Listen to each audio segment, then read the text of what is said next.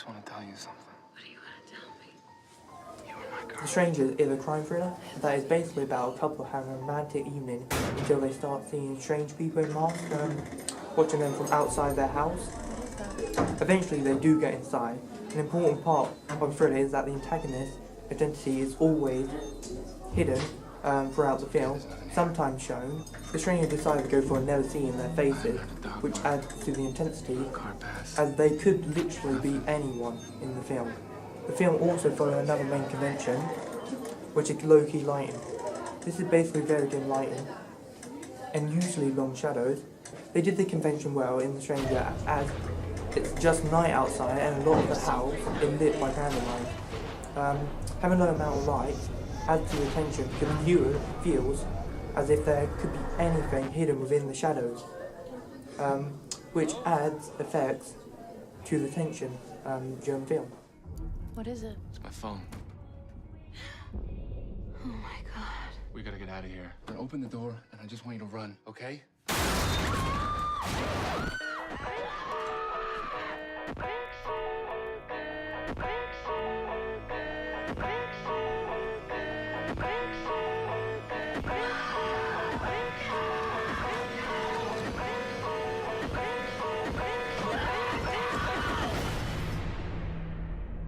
Why are you doing this to us?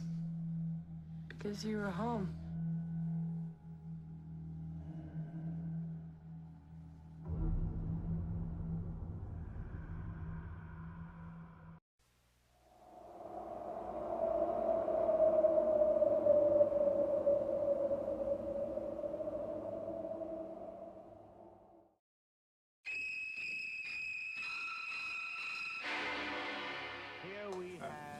Psycho, directed by Alfred Hitchcock, is possibly one of the most famous thriller films ever made. This is because it was one of the first films to use all of the thriller conventions within one film. The plot is that the protagonist, Marion Crane, has just stolen $40,000 from her workplace and is trying to flee the city. She eventually grows tired and stops in the Bates Motel, owned by a strange man and his mother, who we never actually see. One of the main conventions of this is you never know what's going to happen next, as the main protagonist actually killed only halfway through into the film. This really puts the audience off guard, and it also shows that no one is safe from death within thriller films. That must be my mother. Is anything wrong?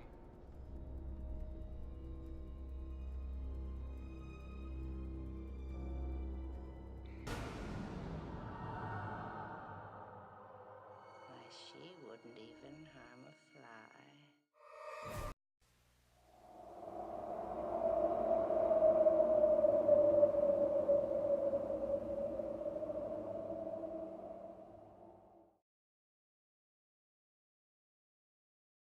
Film Panic Room is about a recently divorced mother and her daughter who have just moved into a new large house that has a panic room in it. But in the very first night, burglars break in, and so they both run the panic room, but what the burglars actually want is inside the panic room. So this is another thriller film that uses a lot of conventions of a thriller. For example, the systems of watching, which is basically anything from mirrors to CCTV cameras, anything that's just entails a character watching another character or set of characters. This adds tension as stalking is a fear that we almost all of us fear. Another convention in Panic Room is tension and release. This is basically where the director builds up tension within the viewer, to a breaking point, and then releases them. An example of this is when the protagonists first lock themselves in the panic room.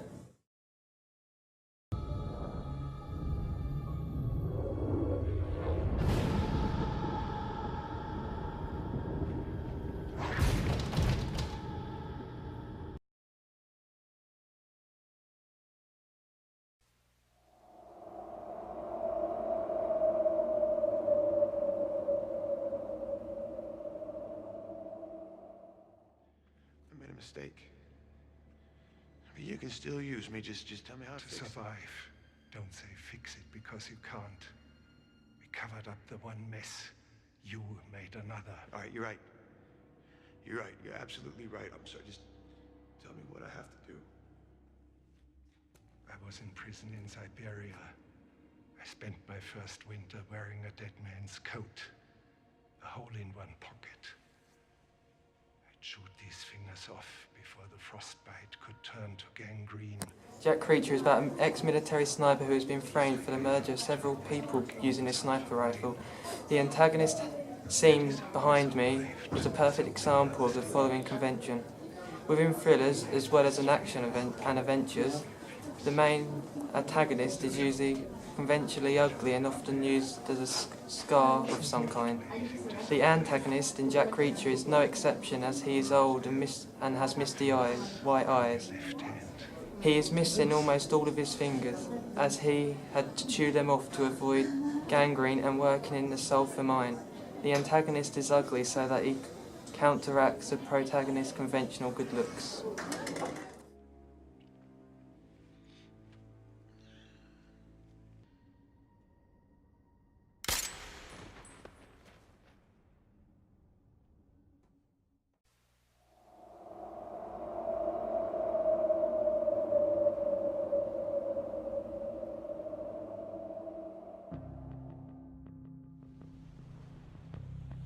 Give you a briefing about the institution? All I know is it's a mental hospital. For the criminally insane. Shutter Island is about a police officer going to an asylum to investigate the disappearance of one of the asylum's patients. But things start to go strange there, and it appears that the warden of the asylum is not who he appears to be.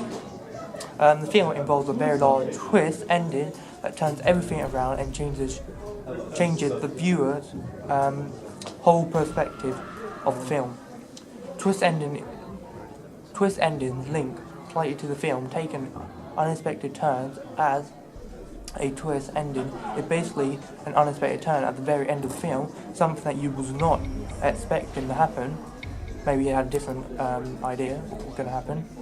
Twist endings are something that can really make a film much, much more successful than it usually would be. But no one will talk. It's like they're scared of something.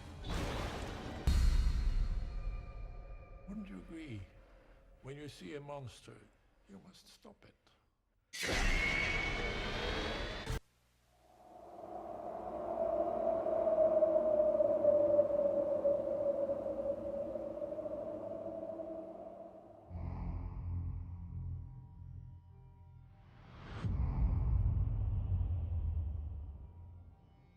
Man on the Ledge is about an ex-police officer who is framed for stealing a precious diamond. The film takes place after he has recently escaped from prison and is now standing on the edge of a building in an attempt to prove his innocence. Man on the Ledge plays on people's fear of vertigo, the fear of falling, as the film has a protagonist standing up high on the building on the brink of jumping to his death. This has tension really well when the film also manages to immerse you into the film, as it combines your personal fears and placing you into that situation, making the viewer completely tense up. Escaped convict.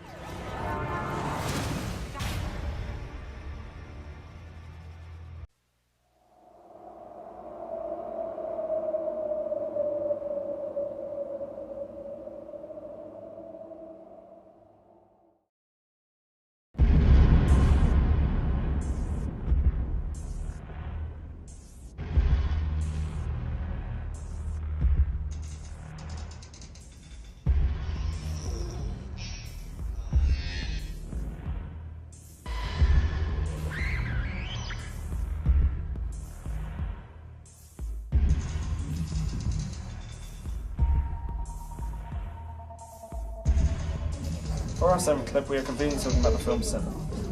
Seven is a crime thriller. There's about 2 detectives trying to solve the case of 7 murders that are all based around punishments for committing 7 of the 7 deadly sins. Yeah, so gluttony and greed.